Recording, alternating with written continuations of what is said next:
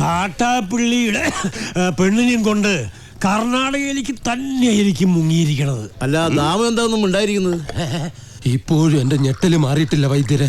വെള്ളത്തിൽ ഞാൻ മുങ്ങിയതിനു ശേഷം അമ്പലക്കുളത്തിൽ ആന ഇറങ്ങിയതുപോലെ കാട്ടാപ്പള്ളി വെള്ളം ഒന്ന് കലക്കി മറിച്ച് നോക്കി. അപ്പോഴെങ്ങാനും എന്നെ അദ്ദേഹത്തിന്റെ കൈ കിട്ടിയിരുന്നെങ്കിൽ എന്റെ ശിവനെ, എന്നെ എവിടെ വെച്ച് കണ്ടാലും വെട്ടിക്കൊല്ലാനോ അയാൾ ഓർഡർ ഇട്ടേക്കുന്നത്. അങ്ങനെ പേടിച്ചു പോകുന്നവനൊന്നും അല്ല ഞാൻ. എന്നാലും വെറുതെ ചോദിക്കുക, ഈ കോയമ്പത്തൂർക്കുള്ള ബസ് പോയാലോ? ശിവനെ, മിസ്റ്റർ ദശമൂലം, നിങ്ങൾ എന്തിനാണ് പേടിക്കുന്നത്? ധൈര്യമായിട്ടിരിക്കണം. ഞാൻ ചത്തോയ എന്റെ പിള്ളേർക്ക് നീ ചെലവിന് കൊടുക്കൂടാ. അതെ, വെറുതെ ധൈര്യം തന്നെ ആളെ കൊല്ലാൻ നോക്ക. നീ എന്തിനാ അയാളോട് ദേഷ്യപ്പെട്ടേ? ഞാൻ ആരോടെങ്കിലും കുറച്ച് ഗുണ്ടായുസം കാണിച്ചു ഒന്ന് റിലാക്സ് ചെയ്തോട്ടെ പറഞ്ഞുള്ളേ. എന്തൊക്കെ പറഞ്ഞാലും വാസുവിന്റെ മക്കളുടെ കാര്യം ആ കഷ്ടത്തിലായത്.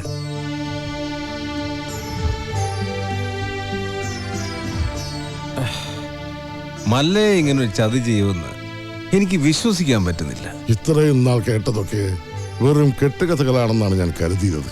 പക്ഷേ ഇപ്പോ എന്റെ മക്കളുടെ ജീവിതം അവന്മാർ തകർത്തത്.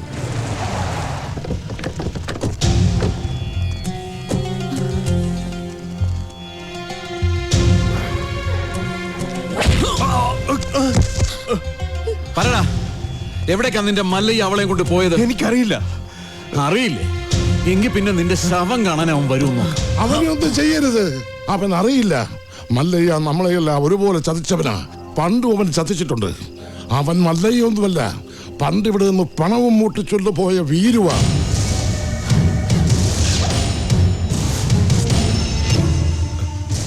സത്യാണോ ആശാനെ?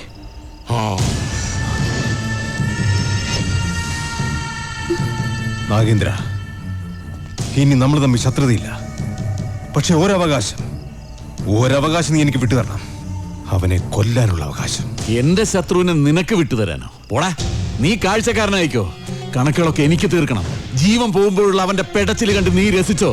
ഇനി അവൻ രക്ഷപ്പെടില്ല. ഏത് മാളത്തിൽ പോയി ഒളിച്ചാലും ഈ നാഗേന്ദ്രൻ അവനെ പൊക്കിയിരിക്കും. വാടാ.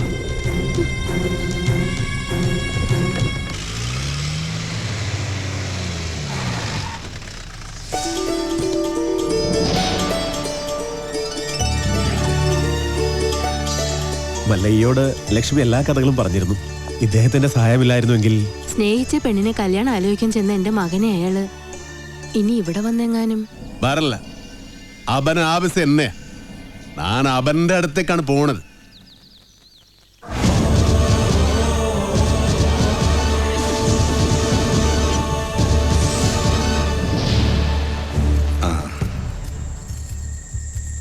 അച്ഛനാ, വളരെയധികം നന്ദിയുണ്ട് മല്ലയ്യ. ഇവനെ ആ നാഗേന്ദ്രൻ ഉപദ്രവിച്ചപ്പോൾ ഞാൻ അവനെ കാണാൻ ചെന്നിരുന്നു. പക്ഷെ ആ പടിക്കകത്തോട്ട് പോലും അവൻ എന്നെ കയറ്റിയില്ല. അവൻ്റെ അച്ഛനെ ഒരുപാട് സഹായിച്ചിട്ടുള്ളവനാ ഞാൻ. ഇതിനൊക്കെ എങ്ങനെ പ്രത്യുപകാരം ചെയ്യണമെന്ന് എനിക്കറിയില്ല. സാർ പണ്ട് എനക്കും ഒരുപാട് സഹായം ചെയ്തിട്ടുണ്ട്. അതിന് പകരമായ ഒരു ചെറിയ സഹായം അതിനേ ഉള്ളൂ.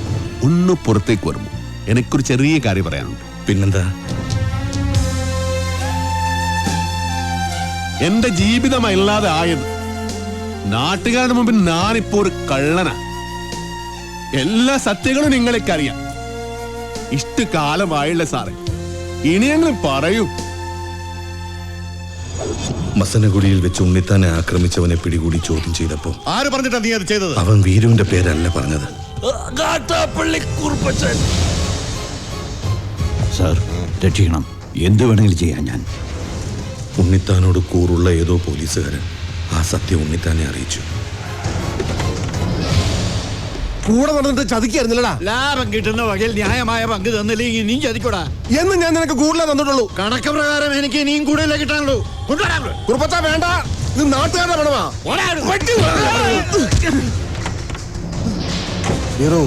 ആ ദുഡിൻ പെട്ടി ഏത്കൊണ്ട് ഓടൂ.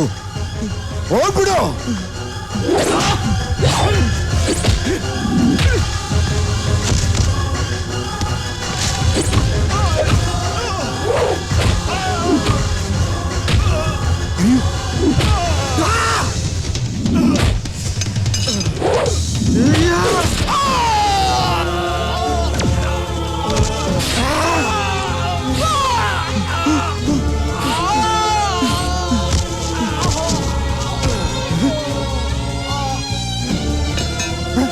നാഗേന്ദ്ര രക്ഷപ്പെട്ടോളാം. വേഗം വാ.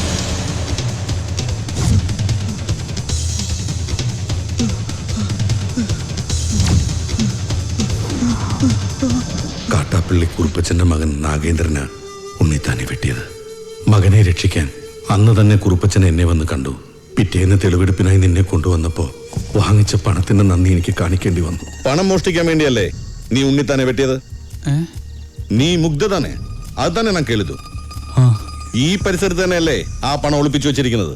നിനക്ക് ദുഡ് കൊട്ടത് ഉണ്ണിത്താത്താനെ. ആ കുറുപ്പച്ചന്റെ കയ്യിൽ തന്നെയാ ആ പണം ചെന്നെത്തിയത്. പക്ഷേ തൊണ്ടി മുതലുമായി നീ കടന്നു കളഞ്ഞുവെന്നാ ഞങ്ങൾ നാട്ടിൽ പറഞ്ഞു പരത്തിയത്. ആളുകൾ കേൾക്കിയൊന്നും നിന്നോട് മറ്റൊരു രീതി ചോദിച്ചും നിന്റെ തലയിൽ ആ കുറ്റം ചാർത്തിയത് ഞാൻ തന്നെയാ. ഈ സത്യം ഞാൻ എവിടെ വേണമെങ്കിലും ബോധിപ്പിക്കാം.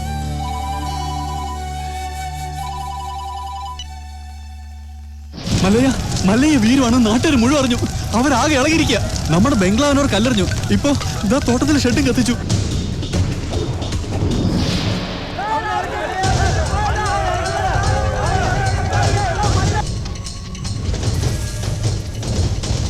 ഇതാണ് യഥാർത്ഥത്തിൽ നടന്നത്.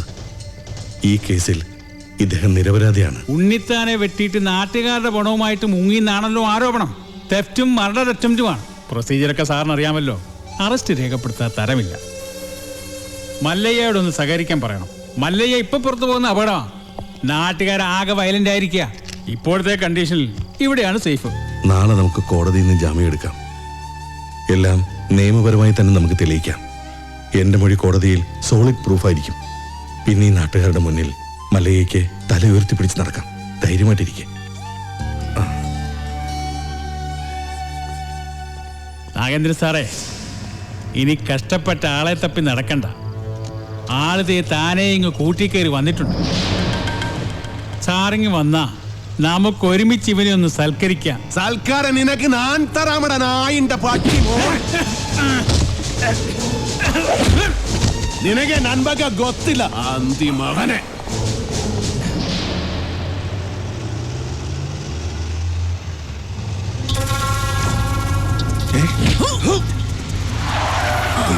നടന്നതെല്ലാം നീ കോടതി പറയല്ലേ?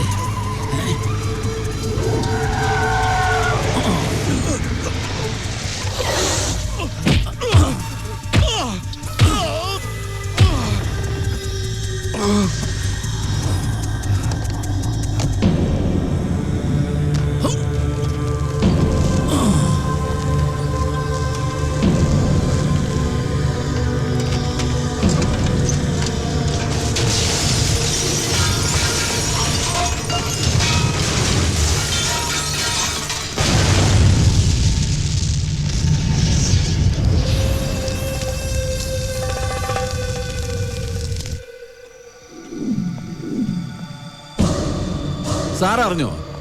കോടതിയിൽ മൊഴി നൽകേണ്ട കൃഷ്ണദാസ് ഇന്നലെ ഒരു കാർ ആക്സിഡന്റിൽ മരിച്ചു. ഇനി ഇവൻ എങ്ങനെ സത്യം തെളിയിക്കുന്ന എനിക്ക് അറിയേണ്ടത്. എന്റെ റോള് തീർന്നു. കണക്കുകളൊക്കെ വേഗം തീർത്തണം. അതിവിടെ വെച്ച് വേണ്ട, നാട്ടുകാരുടെ മുമ്പിൽ വെച്ച്. ഒരു തരിമ്പ് ജീവൻ ബാക്കി വെച്ചിട്ട് ഞാനിവനെ നാട്ടുകാരുടെ മുമ്പിലേക്ക് അങ്ങ് എറിഞ്ഞു കൊടുക്കും. പിന്നെ അവര് നോക്കിക്കോളും. ജനങ്ങളെ വഞ്ചിച്ചവനെ ജനങ്ങൾ ആക്രമിച്ചു കൊന്നു. അതായിരിക്കണം നാളത്തെ വാർത്ത. അല്ലാതെ ഇവനൊക്കെ ജയിലിൽ പോയ കുറച്ചുനാൾ കഴിയുമ്പോൾ ഇങ്ങ് ഇറങ്ങി പോരും.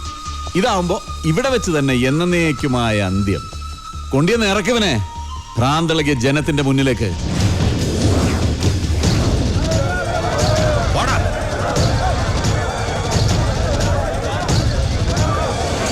നമ്മളെ ചതിച്ചുണ്ടാക്കുക ഇതെല്ലാം അവന്റേതായി ഭൂമിയിൽ ഒന്നും ഉണ്ടാകാൻ പാടില്ല.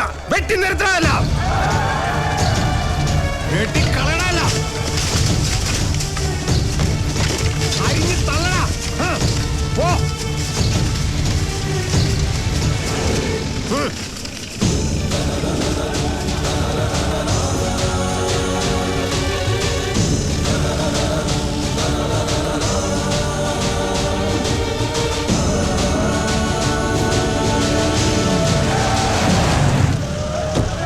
വേണ്ട,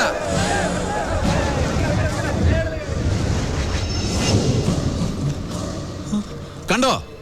ഈ നാട്ടുകാർ മുഴുവൻ ഇപ്പൊ നാഗേന്ദ്രന്റെ ഭാഗത്താ. ഇവരുടെ മുമ്പിൽ നീ കള്ളനാ. മകളെ കെട്ടിക്കാനും വീട് പണിയാനും സ്വരുക്കൂട്ടി വെച്ചിരുന്ന ഇവരുടെ പണം മോഷ്ടിച്ചോണ്ട് പോയ കള്ളൻ. എല്ലാം കൈവിട്ടു പോയല്ലോ ഗോപാല. ഇനി എന്ത് ചെയ്യും? സത്യം അറിയാവുന്ന ഒരേ ഒരാൾ ഉണ്ണിത്താൻ മാത്രമേ ഉള്ളൂ. ഇനി ഉണ്ണിത്താൻ സംസാരിക്കണം. ഇനി നീ എന്തൊക്കെ വിളിച്ചു പറഞ്ഞാലും ഇവരാരും വിശ്വസിക്കില്ല. ഇപ്പൊ ഞാനൊരു വിരൽ അനയ്ക്കാൻ മതി, ഇവിടെ ഒരു പട്ടിയെ തല്ലിക്കൊല്ലുന്നത് പോലെ നിന്നെ ഇവർ കൊല്ലും. പക്ഷെ നിന്നെ എനിക്ക് വേണം. ഇവരുടെ മുമ്പിൽ എനിക്ക് ജയിക്കണം. എന്നെ തോൽപ്പിച്ചിട്ട് നീ രക്ഷപ്പെട്ടു. എനിക്ക് രസപ്പെടണ്ട. ഇവർ മുന്നിൽ വെച്ച് നിനകൊന്നാ മതി. ഞാൻ അച്ഛനെ പോലെ സ്നേഹിച്ച മനസ്സിനെ വെട്ടിയതിന്, ഈ നാട്ടുകാരെ മുന്നിൽ എന്നെ കള്ളനാക്കിയതിന് നിന്നെ കൊല്ലണം. നായിന്റെ പട്ടി പട്ടി മോനെ. വേണ്ട.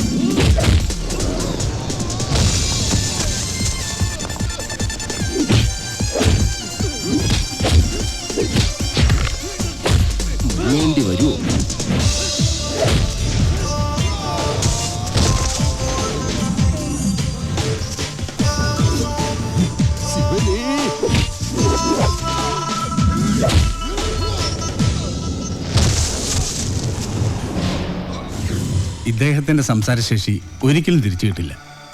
ഇനി ആ പ്രതീക്ഷ വേണ്ട. ഇനി എന്താ ചെയ്യാ? ഇനി മല്ലയ്യ പറഞ്ഞൊരു ബുദ്ധിയുണ്ട്. അടിച്ചു കൊല്ലണം അവനെ.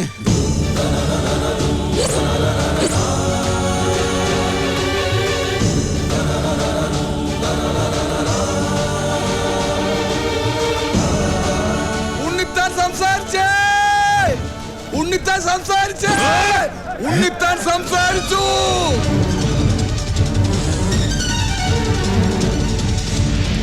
ഉണ്ണിത്താനെ വെച്ചത് മല്ലയല്ല, ഈ നിൽക്കുന്ന പണിക്കരാ.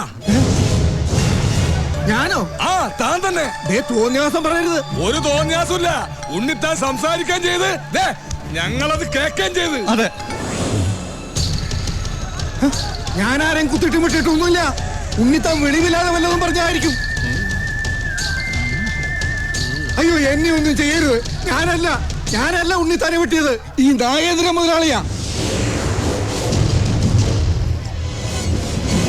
ഈ നാഗേന്ദ്ര മുതലാളി വെട്ടുന്നത് ഞാൻ എന്റെ കണ്ണുകൊണ്ട് കണ്ടതാ. എന്റെ മക്കളാണ് സത്യം. പറ മുതലാളി, മതമിളകി ആന കുത്താൻ വന്നാലും നെഞ്ചും വിരിച്ച് നേരിടണമെന്നല്ലേ? മുതലാളിയാണ് വെട്ടിയതെന്ന് നല്ല അന്തസ്സായിട്ട് നിന്ന് പറ.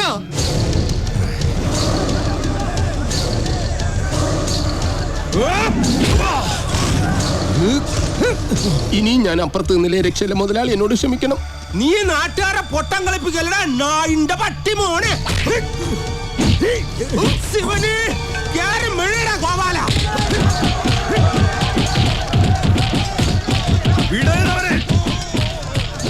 നൻകെ നൻപക്ക ಗೊತ್ತಿಲ್ಲ ನನ್ ಮಗನೇ.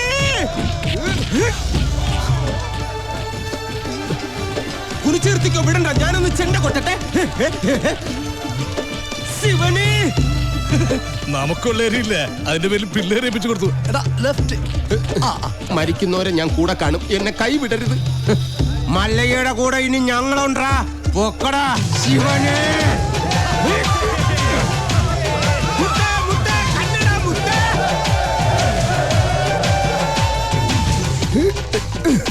ശിവനെ, ആരാ സൂക്ഷിച്ച് തള്ളണേ, കയറ്റമാണ്.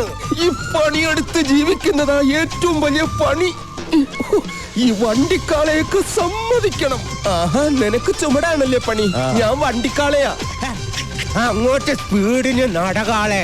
അത് ശരി, നമുക്ക് പണിയും തന്നിട്ട് മല്ലയ്യ കുടുംബാസൂത്രണങ്ങളുമായിട്ട് എങ്ങോട്ടാ? ನಿನ್ಗೆ ನನ್ ಬಗ್ಗೆ ಗೊತ್ತಿಲ್ಲ ನನ್ ಮಗನೇ. കൊത്തലക്ക് നിർത്തിച്ചില്ലേ? ಹಲೋ, പിടിവിടല്ല പണിക്കരെ, പിടിവിട്ടല്ലേ. ഇന്നിനെ എന്നെ പ്രതീക്ഷിക്കണ്ട. ഞാൻ താഴെ പാറക്കുളത്തിലോ ചാണാക്കുഴിയിലോ കാണും.